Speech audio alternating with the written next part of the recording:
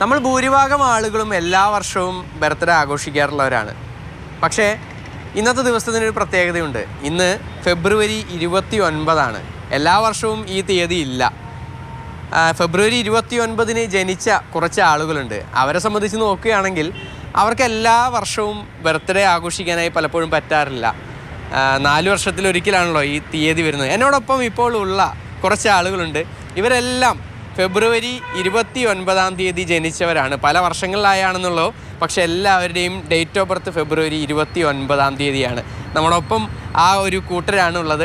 അവരുടെ വിശേഷങ്ങളും അവരുടെ കാര്യങ്ങളും എല്ലാം തന്നെയാണ് നമ്മളിപ്പോൾ പങ്കുവെക്കുന്നത്. ചേട്ടൻ ഷാജി ചേട്ടാ, എങ്ങനെയാണ് ചേട്ടൻ 29 ബർത്ത്ഡേ എന്നൊക്കെ പറയുമ്പോൾ നമ്മളൊക്കെ സംബന്ധിച്ച്, എന്നെയൊക്കെ സംബന്ധിച്ച ഒരു കൗതുകം നിറഞ്ഞൊരു കാര്യമാണ്. പക്ഷെ നിങ്ങളെ സംബന്ധിച്ച് ചിലപ്പോൾ കൗതുകം മാത്രമായിരിക്കില്ല. എങ്ങനെയായിരുന്നു ആ 29 ബർത്ത്ഡേ? ഇപ്പോൾ മനവേദനയിൽ തുടങ്ങി ആഘോഷിച്ചിരുന്നതാണ് കഴിഞ്ഞ 2020 വരെ. ഇപ്പോൾ ഇരട്ടി മധുരമായി. കാരണം നമ്മളിത് കുറച്ച് നാളായിട്ട് 72 എൻ്റെ ജനനം.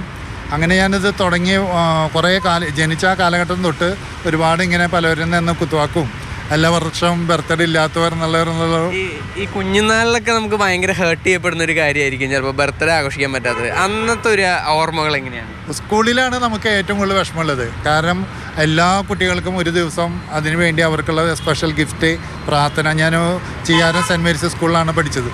അപ്പോൾ ഒരു കന്യാസ്ത്രീ മഠത്തിൻ്റെ ഒരു അറ്റ്മോസ്ഫിയറാണ് അവിടെ എന്ന് പറയുന്നത്. കുട്ടികൾക്ക് വേണ്ടി പ്രാർത്ഥിക്കലും ചെറിയ സ്വീറ്റ് കുട്ടികൾക്ക് കൊടുക്കലൊക്കെ ഉണ്ടാവും. എല്ലാ വർഷം വട്ടെത്തുമ്പോൾ അവരെന്നോട് ചോദിക്കും, നിനക്ക് ഈ കൊല്ലം ബർത്ത്ഡേ ഇല്ലേ? അപ്പോൾ എനിക്ക് ബർത്ത്ഡേ ഇല്ല, എന്താണെന്ന് ചോദിക്കുക. അപ്പോൾ ടീച്ചർമാർ തന്നെ പറയും, അവന് 4 കൊല്ലം കൂടുമ്പോഴുള്ള ബർത്ത്ഡേ ഉള്ളൂ. അപ്പോൾ അത് ശരിയാവില്ലല്ലോ, അവൻ ഞങ്ങളെല്ലാവരും മിഠായി കൊടുത്തിട്ടുണ്ടല്ലോ, അപ്പോൾ ഞങ്ങൾക്ക് എന്തായാലും മിഠായി വേണമെന്ന് പറയും.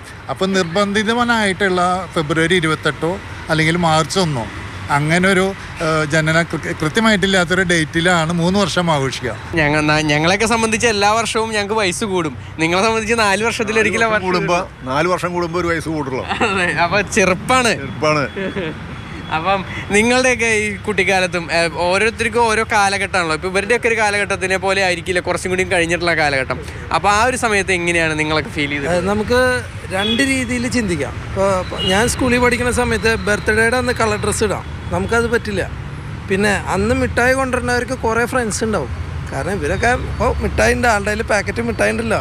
അപ്പോൾ ഭയങ്കര വലിയ സെറ്റപ്പ് പോലെ രാജാവ് പോലെയാണ് നടക്കുക. പിള്ളേർ ഫ്രണ്ട്സും എല്ലാവരും പിന്നാലെ ഉണ്ടാവും മിഠായി ഇട്ടാൽ. നമുക്കിങ്ങനെ ഒരു ഓപ്പർച്യൂണിറ്റി ഇല്ല. പിന്നെ അതൊരു വിഷമം ഉള്ളൊരു ഭാഗം. പിന്നെ നമ്മൾ വേറെ രീതിയിൽ ചിന്തിക്കുകയാണ്, നമ്മൾ ചിലവൊന്നുമില്ലല്ലോ, ഫാദർക്കൊരു ലാഭം ഉണ്ടാക്കി കൊടുത്തു. ചേട്ടൻ എങ്ങനെയാ?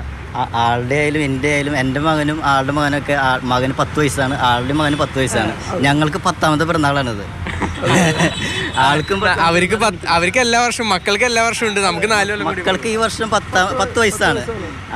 ഞങ്ങൾക്കും 10ാമത്തെ പിറന്നാളാണ് ഞങ്ങളുടേത്. ചേച്ചിക്ക് എങ്ങനെയാണ് ഒരു കുട്ടിക്കാലത്തെ ഓർമ്മകളും മറ്റു കാര്യങ്ങളും? ഡേറ്റ് ഓഫ് ബർത്ത് പറഞ്ഞാൽ 4 വർഷത്തിലൊരിക്കലല്ലേ. അപ്പോൾ അത് എല്ലാവർക്കും ഉള്ള പോലെ നമുക്ക് ഇതായി നിൽക്കണം. നാള് നോക്കുന്നവരുണ്ടോ ചിലര്? ചേച്ചി എങ്ങനെയാ നോക്കാറ്? ഞാൻ നാളെ നോക്കാറുണ്ട്. അപ്പം ഡേറ്റ് ഓഫ് ബർത്ത് ഇല്ലാത്തൊരു നാള് നോക്കി രക്ഷപ്പെടുത്തും. നാളെ നോക്കിയിട്ട് പിറന്നാൾ ആഘോഷിക്കും. എൻ്റെ വൈഫാണ്. ആൾക്ക് 4 കൊല്ലം കൂടുമ്പോഴാണ്. അപ്പോൾ ആളോട് പറയാം 4 കൊല്ലം കൂടുമ്പോഴേ ചലിക്കുള്ളൂ എന്ന് പറയും, അപ്പളത്തെ ഉള്ളൂ എന്ന് പറയും. ഞാൻ കളിയാക്കും. അതെ, ബർത്ത്ഡേ ഗിഫ്റ്റ് ഒക്കെ 4 കൊല്ലം കൂടുമ്പോൾ കൊടുത്താൽ മതിയല്ലോ, ചെലവില്ലല്ലോ, എല്ലാ കൊല്ലവും ചോദിക്കില്ല, അങ്ങനെ പറഞ്ഞ് കളിയാക്കും. അപ്പൊ അങ്ങനെയാണ് ഇവരുടെ ഒരു ലൈഫ് എന്ന് പറയുന്നത്. ചേട്ടൻ്റെ ആരാണ്? എൻ്റെ കൊച്ചുമോളാണ് നാളെ ബർത്ത്ഡേ ആണ്. അവരുടെ ആദ്യത്തെ ബർത്ത്ഡേ ആണ്. 4 വർഷം കഴിഞ്ഞിട്ടാണ്, 4 വയസ്സായി. അപ്പൊ 4 ശരിക്കും ജനിച്ചിട്ട് 4 കൊല്ലം കഴിഞ്ഞു. പക്ഷെ ആദ്യത്തെ ബർത്ത്ഡേ ആണ്. അപ്പോൾ ഞങ്ങൾ കുറച്ച് ത്രില്ലിലാണ്. ഇതുവരെ ഞങ്ങൾക്ക് അങ്ങനെ ആഘോഷിക്കാൻ പറ്റിയിട്ടില്ല. 4 വർഷമായിട്ടും ബർത്ത്ഡേ ആഘോഷിച്ചിട്ടില്ലേ? ശരിക്കും അല്ല, ഞങ്ങൾ ബർത്ത്ഡേ ഞങ്ങൾ നാളെ നോക്കിയിട്ട് ഞങ്ങൾ ആഘോഷിക്കാറുണ്ട്. എന്തായാലും എല്ലാവർക്കും ഇന്നത്തെ ദിവസം ഒരു ബർത്ത്ഡേ ആണ്. അതുകൊണ്ട് എല്ലാവർക്കും എൻ്റെ വകയും മാതൃഭൂമി ന്യൂസിൻ്റെ വകയും ഒരു ഹാപ്പി ബർത്ത്ഡേ വിഷ് ചെയ്യാണ്. ക്യാമറമാൻ സുജി പട്ടാമ്പിക്കൊപ്പം MS ലിഷോയ്, മാതൃഭൂമി ന്യൂസ്, തൃശ്ശൂർ. ലിഷു ഉണ്ട് നമുക്കപ്പം. ലിഷു, നമുക്ക് ഈ വാർത്തയിലേക്ക് വരുന്നതിന് മുമ്പ് ലിഷു ഇത് എവിടെയാണ് നിൽക്കുന്നത്? ബാക്കിൽ ആനയൊക്കെ ആണല്ലോ, ഭയങ്കര രസമാണ് അവിടെ കാണാനും. ഇതെവിടെയാണ്? ആ ദൃശ്യങ്ങൾ കൂടി നമുക്ക് പ്രേക്ഷകരിലേക്ക് കൂടി എത്തിക്കാം.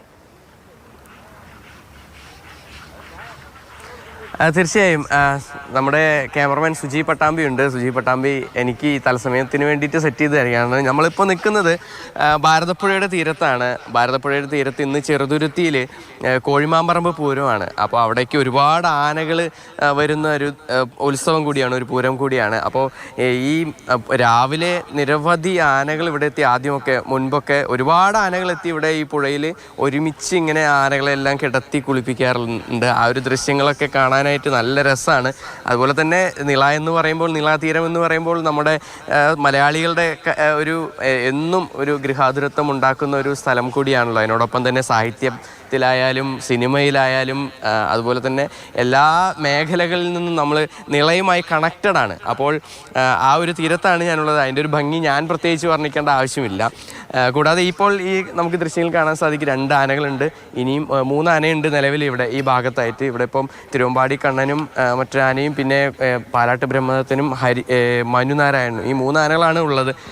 ഈ 3 ആനകളെ ഇപ്പോൾ കുളിപ്പിക്കും. ഇനിയിപ്പോൾ വീണ്ടും കുറച്ച് ആനകൾ കൂടി ഇങ്ങോട്ടേക്ക് എത്തും. അതിൻ്റെയൊക്കെ ഒരു ദൃശ്യഭംഗിയും അതിനോടൊപ്പം തന്നെ ഒരു മികച്ച ഒരു ദൃശ്യാവിഷ്കാരവും കൂടാതെ ആനകളുടെ ഒരു വിശേഷങ്ങളെല്ലാമായി നമുക്ക് നാളെ മോർണിംഗ് ഷോയിൽ എന്തായാലും കാണാം.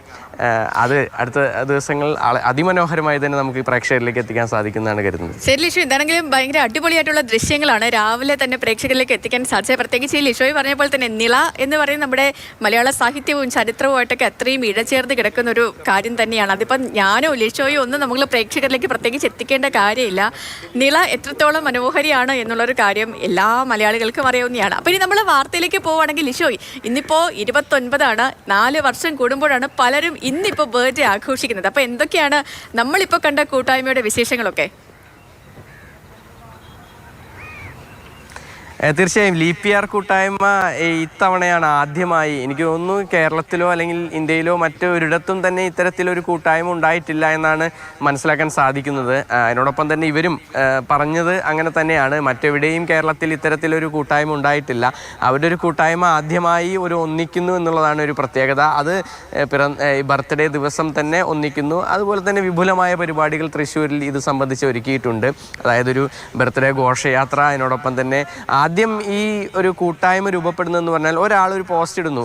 ഈ ഫെബ്രുവരി 29 തീയതി ബർത്ത്ഡേ ഉള്ള ആളുകൾ ആരൊക്കെയുണ്ട് എന്ന് ചോദിച്ചുകൊണ്ട് ഒരു പോസ്റ്റ് ഇടുന്നു. ആ പോസ്റ്റ് പിന്നീട് അത് വൈറലാകുന്നു, ഒരുപാട് ആളുകളിലേക്ക് എത്തുന്നു. അങ്ങനെ കഴിഞ്ഞ 26 തീയതി തൃശ്ശൂരിലൊരു ഇവരുടെ എല്ലാം തന്നെ ഒരു കൂട്ടായ്മ, ഒരു പ്രാഥമിക യോഗം ചേർന്നു. അങ്ങനെയാണ് വലിയൊരു ഒത്തുചേരൽ ഈ 29 തീയതി, അതായത് ഇന്ന് നടത്താമെന്ന് ഇവർ തീരുമാനിച്ചത്. അങ്ങനെ ഇന്നിപ്പോൾ സാഹിത്യ അക്കാദമി ഹാളിൽ അവരുടെ ഒരു വലിയ കൂട്ടായ്മ നടക്കുകയാണ്. അവരും അവരുടെ കുടുംബാംഗങ്ങളും എല്ലാവരും ചേർന്നുള്ള ഒരു കൂട്ടായ്മ. അതെന്തായാലും ഒട്ടേറെ അതിൽ സസ്പെൻസുകൾ ഒളിപ്പിച്ചു വെച്ചിട്ടുണ്ടെന്നാണ് നമ്മളോട് ഈ സംസാരിച്ച ആളുകളെല്ലാവരും തന്നെ പറഞ്ഞത്. ഇന്ന് വൈകുന്നേരം ആ കാര്യങ്ങളെല്ലാം തന്നെ നമ്മൾക്ക് മുൻപിലേക്ക് എത്തിക്കുമെന്നാണ് അവരും പറഞ്ഞിരിക്കുന്നത്. എന്തായാലും നമ്മളെല്ലാം പലപ്പോഴും ചിന്തിക്കാറുണ്ട് 29 തീയതി ബർത്ത്ഡേ ആയാൽ അതെങ്ങനെയാണ് ആഘോഷിക്കുക എന്നുള്ളത്. അതാണ് അവർ പറഞ്ഞത്. അതായത് ചിലർ 28 തീയതി ആഘോഷിക്കും, ചിലർ 1 തീയതി ആഘോഷിക്കും, ചിലർ ആഘോഷിക്കാറേ ഇല്ല, മറ്റു ചിലരാകട്ടെ നാൾ നോക്കി ആഘോഷിക്കും. അങ്ങനെയെല്ലാം അതിനോടൊപ്പം തന്നെ ഇവർ അനുഭവിച്ചൊരു മാനസിക വിഷമം കൂടിയുണ്ട്. ചെറുപ്പത്തിലൊക്കെ